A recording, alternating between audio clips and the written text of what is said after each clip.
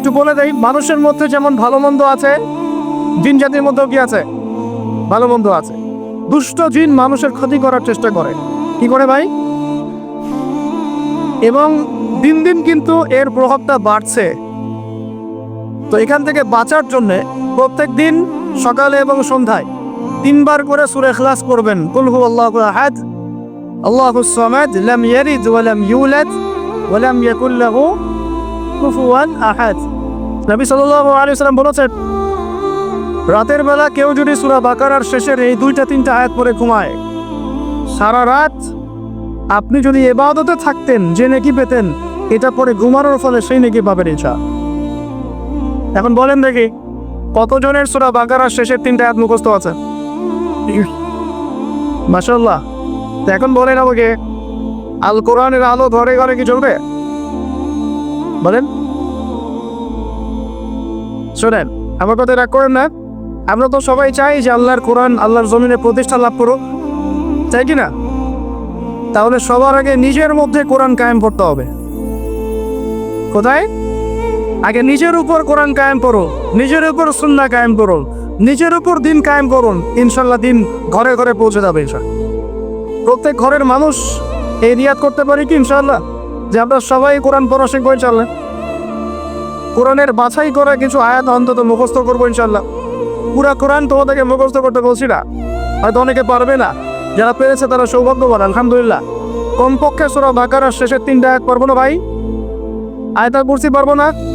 সূরা ফাজার, সূরা নাস, সূরা ইখলাস, সূরা কাফিরুন, সূরা হাশরের শেষের 3টা আয়াত, সূরা কাহফ এর প্রথম 10 শেষ 10 আয়াত, সূরা কাহফ প্রথম 10 শেষ 10 আয়াত, সূরা সাফফাত এর প্রথম 10 আয়াত, সূরা আর রহমান, সূরা ইয়াসিন, সূরা মুলক।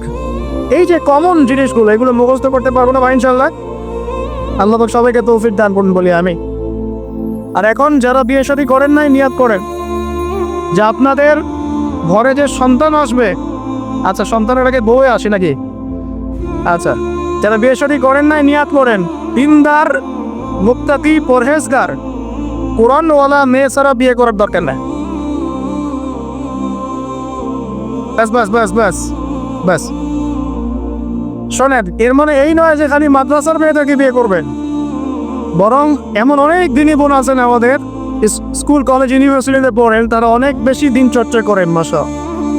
আমি বলেছি কোরআনওয়ালা দিনদার পর্দাশীল নারী বিয়ে করবেন, এবং দ্বিতীয় নিয়াত করেন যে সন্তানই হবে কমপক্ষে একটা সন্তানকে হাফেজে কোরআন বানাবেন ইনশাআল্লাহ, একটা সন্তানকে আলেম বানাবেন ইনশাআল্লাহ। আপনার মেয়ে হলে সেই মেয়েকে আয়েশা রাদিয়াল্লাহু আনহার মতো বানান ইনশাআল্লাহ। আপনার ছেলে হলে আপনার ছেলেকে আবু বকর, ওমর, ওসমান, আলী রাদিয়াল্লাহু আনহুম আজমাইন তাদের আদর্শ করে তোলেন ইনশাআল্লাহ। পারা যাবে না ভাই? যখন ঘরে ঘরে কোরআনওয়ালা মানুষ তৈরি হবে না, আল্লাহর জমিনে আল্লাহর দিন এমনি প্রতিষ্ঠা হয়ে যাবে ইনশাআল্লাহ। বাতিল কোন দিক পালিয়ে যাবে ঠিক নাই। সবকিছু শেষ আছে না বলেন তো? সব কিছু শেষ আছে। নমরুদ আছে না নাই? দুনিয়াতে আছে। মানুষ তার নামও স্মরণ করে। যখন সে দুনিয়া ছিল মনে হচ্ছিল দুনিয়াটাই তার মনে হচ্ছিল কি দুনিয়াটাই নমরুদের। ফেরাউন দুনিয়া আছে না নাই? আছে। তার নামও কি মানুষ স্মরণ করে? যখন ফেরাউনের রাজত্ব ছিল, যুগ ছিল, তখন মনে হতো যে পুরো দুনিয়াটাই ও। কথা বুঝতে পারছেন না? এরকম প্রত্যেক যুগে যুগে। আজ জাতির নাম শুনেছেন? আজ জাতি এই তাল গাছের সমান লম্বা চওড়া ছিল এক একজন। বিশ্বাস করছেন না? তাল গাছের সমান লম্বা চওড়া ছিল, এবং পাহাড় কেটে কেটে তারা বাড়িঘর নির্মাণ করত। তাদের কাছে আল্লাহ পাক নবী হিসেবে পাঠিয়েছিলেন হুদ আলাইহিস সালামকে। কোন নবী? সূরা হুদ পড়ে দেখবেন। আপনি যদি কবিতা, সাহিত্য, ছন্দ এগুলো পছন্দ করেন, তাহলে সূরা হুদ আপনার জন্য। সুবহানাল্লাহ। আপনি যদি কবিতা, সাহিত্য, ছন্দ, বালাগাত পছন্দ করেন, সূরা আর রহমান আপনার জন্য, সূরা হুদ আপনার জন্য, সূরা শুআরা এগুলো আপনার জন্য। এত চমৎকার কাব্যিক বিন্যাস আছে, কবিতার ছন্দে ছন্দে উপন্যাস ব্যাখ্যা করা হয়েছে বলে। সুবহানাল্লাহ। মানুষ তো কোরআনকে মূল্যায়ন করে না। আমি লাস্ট জুমার খুতবা একটা লেকচারে বলেছিলাম, সূরা ইউসুফ, এই যে এখন সারা বিশ্বে অর্থনীতি নিয়ে যে কত কথা হচ্ছে, অর্থনৈতিক সংকট, এইটা সেটা বলা হচ্ছে না, সবার ঘরে ঘরে এগুলো আলোচনা হয় তো মাশাআল্লাহ। আপনি বিশ্বাস করেন সূরা ইউসুফের মাত্র 4টা আয়াতের মধ্যে আল্লাহ পাক এই পুরো বিশ্বের অর্থনৈতিক সমস্যার সমাধান দিয়ে দিয়েছে অবশ্য। বলে দিব কি সমাধান? পরে বলছি। আগে আপনাদের এই পয়েন্টটা শেষ করি। ঘরে ঘরে কোরআন বলা মানুষ তৈরি হবে তো ইনশাআল্লাহ। আল্লাহ কবুল করুন বলি আমিন। কোরআনের এই বিশেষ সূরাগুলো মুখস্থ করতে পারবো তো ইনশাআল্লাহ ভাই। এগুলো নিয়মিত চর্চা করলে আপনাকে দুষ্ট জিন, জাদু, বদনজর এগুলো গ্রাস করবে না ইনশাআল্লাহ। আরেকটা বইয়ের নাম বলে দেই, বই কিনবেন। আমি যে প্রত্যেকটা লেকচারে একটা করে 2টা করে বইয়ের নাম বলি, বইগুলো কিনবেন আল্লাহর রাস্তায়। আজকে শুধু একটা বইয়ের নাম বলবো না, আজকে আমি এমন একজন রাইটারের নাম বলে দিব যে রাইটারের সবগুলো বই বাসায় কিনবেন আপনারা ইনশাআল্লাহ। যদি আপনি এই রাইটারের, এই আলেমের সবগুলো বই বাসায় রাখতে পারেন এবং চর্চা করতে পারেন, ইনশাআল্লাহ আপনি সিরাতুল মুস্তাকিমেই থাকবেন ইনশাআল্লাহ। আমি আপনার জিম্মেদার হচ্ছি ইনশাআল্লাহ। যদি আপনি পথভ্রষ্ট না হয়ে যান, এই বইগুলোতে এত চমৎকার করে গাইডলাইন দেওয়া আছে, আপনি ইনশাআল্লাহ সঠিক পথেই থাকবেন। নামটা বলে দিব, সবার প্রিয় আলেম, পুরো বিশ্বে শুধু বাংলাদেশের না, অন্যতম একজন প্রিয় আলেম, বিদগ্ধ আলেমে দিন আল্লামা মুফতি তকি উসমানী দামাত বরকাত। নাম শুনেছেন? এই নামটা শুনেছেন? আচ্ছা, তার অনেক বই আছে, প্রায় 200, 300, 400 মতো।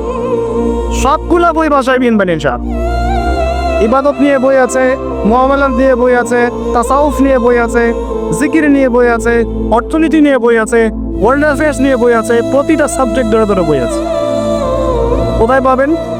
এই তো অনলাইনে অনেক বুকশপ আছে না, এগুলোতে পাবেন। বাংলা বাজারে ঢাকায় পাবেন, এগুলো অনুবাদ হয়ে গেছে আলহামদুলিল্লাহ।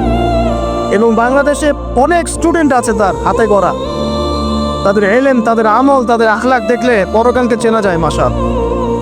বই কিনতে পারবেন তো একটু ইনশাআল্লাহ। আরে ভাই, ইউনিভার্সিটির ক্যান্টিনে বসলেই তো 100 টাকা শেষ হয় আপনার। আর ক্যান্টিনে যদি বোরখাওয়ালা কাপে নিয়ে বসেন তাও তো শেষ। এখন সহি প্রেম করে মানুষ। এক ভাই প্রশ্ন করেছে সেদিন, কালকেই, সে দিনের পথে ফিরে এসেছে কিন্তু তার গার্লফ্রেন্ডকে বলতে পারে না।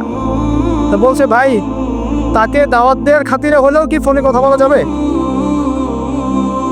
কি উত্তর দিব বলেন? আপনি পবিত্র হতে যাচ্ছেন কি না? পবিত্র হতে যাচ্ছেন, পবিত্র পথে আসতে যাচ্ছেন, তাহলে অপবিত্র পথে আবার কেন ফিরে যাবেন? এগুলো কি হালাল না হারাম? আল্লাহ পাক বলেছেন, লা তাকরাবু জিনা, জিনার ধারের কাছেও যেও না, ধারের কাছেও যেও না। দেখেন, এই একই কথা আল্লাহ পাক আদম এবং হাওয়া আলাইহিস সালামকে এইরকম শব্দে বলেছিলেন, ওয়ালা তাকরাবা হাযিহিশ শাজারা, তোমরা এই গাছের ফল খেও না এমন নয়, তোমরা এই গাছের কাছেও যেও না। আমার কথা কি বুঝতে পারছেন? মানে এই বাঁশ অতিক্রম করে এসো না এমন নয়, এই বাঁশের কাছেও বসবা না। বুঝতে পারছেন কথা? একইভাবে আল্লাহ বলছেন, ওয়ালা তাকরাবু জিনা, তোমরা জেনা করো না এমন নয়, জেনার কাছেও। ফিজিক্যাল রিলেশন তো অনেক দূরের কথা, হারাম।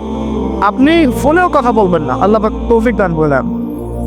আপনি যদি পবিত্র থাকতে পারেন ইনশাআল্লাহ তাআলা, আল্লাহ পাক আপনাকে আপনার উপযুক্ত পাত্রে দিবেন ইনশাআল্লাহ।